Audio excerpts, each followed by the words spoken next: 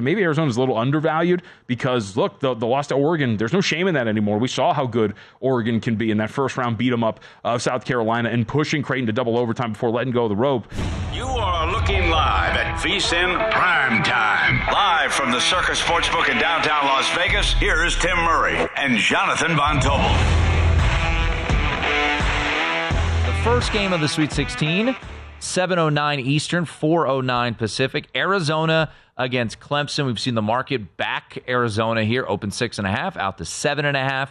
Pretty much market wide. I do see 1-7 out there. Arizona won and covered against Dayton, albeit needed a last-second block, but they still got there and really controlled majority of that game. Dayton didn't shoot all that well. And Clemson, they were an underdog in round one against New Mexico, won that game going away. Underdog again against Baylor. Were able to win that game, hold on there, and ultimately win that game by 8 JVT. Does the road end for Clemson here as they are a dog for a third consecutive game? I think it does. I think when you look at the way Clemson got here, where opponents shot very poorly from three in 2 games, probably not going to happen again against the Arizona Wildcats, an efficient shooting team. They don't shoot a lot, but they do shoot efficiently from beyond the arc.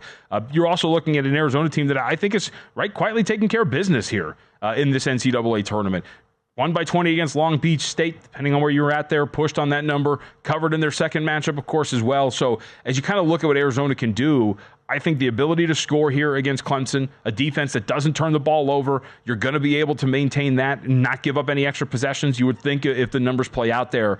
And I also think that you don't want to overvalue too much what Clemson did. Not only did your opponent shoot poorly, you took on one of the worst defensive teams in the Big 12 in Baylor. Not a surprise you were able to execute at a pretty decent level offensively against them. Not sure if you're going to be there here against Arizona. So kind of came into this thinking maybe Arizona's a little undervalued because, look, the loss to Oregon, there's no shame in that anymore. We saw how good Oregon can be in that first round beat 'em up of South Carolina and pushing Creighton to double overtime before letting go of the rope. I think Arizona's the side for me here. Now, open 6.5, up to 7.5, got priced out. So I'm going to see if this buyback comes in on Clemson, but I think it's Arizona to win, cover, and move on.